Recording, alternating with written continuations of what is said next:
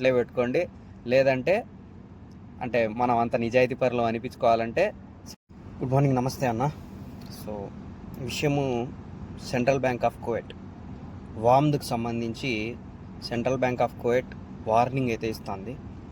So అంటే దీని గురించి వీడియో చాలామంది చేస్తున్నారు.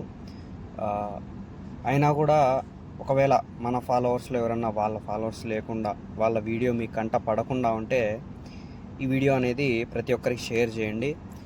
విషయం ఏమంటే వామ్ద్ మనకు ఫోన్పే అనేది ఎట్లనో ఇండియాలో ఇక్కడ నెంబర్ కొట్టి వామ్ద్ ఉంటే వామ్ద్లో డబ్బులు వేసేయడం సర్వసాధారణం అయిపోయింది.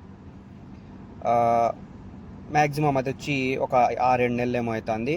అప్పుడే కొత్త రకం స్కామ్ అయితే ఓపెన్ చేసేసినారు. ఎవరైనా ఇల్లీగల్ ట్రాన్సాక్షన్స్ చేయించుకోవాలనుకుంటే ఎవరో ఒకరి నెంబర్కి పేపిచ్చేసి డబ్బులు అక్కడి నుంచి రిటర్న్ ఫోన్ చేస్తున్నారు.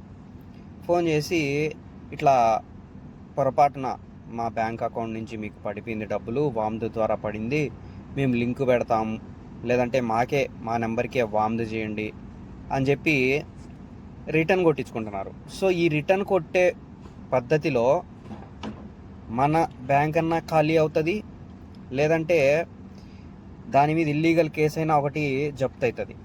సో జాగ్రత్తగా ఉండండి. వామ్ద్ అనే దాన్ని కొంచెం జాగ్రత్తగా యూజ్ చేయండి.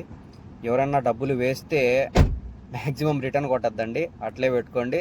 లేదంటే అంటే మనం అంత నిజాయితీ పరులు అనిపించుకోవాలంటే సెంట్రల్ బ్యాంక్ ఆఫ్ కువైట్కి వెళ్ళి ఇట్లా మా దాంట్లో ఇల్లీగల్గా పడింది, మాకు సంబంధం లేదు దీంతో అని చెప్తే వాళ్ళు దానికి తగ్గ చర్యలు వాళ్ళు తీసుకుంటారనమాట. So thank you so much అన్న. Bye bye.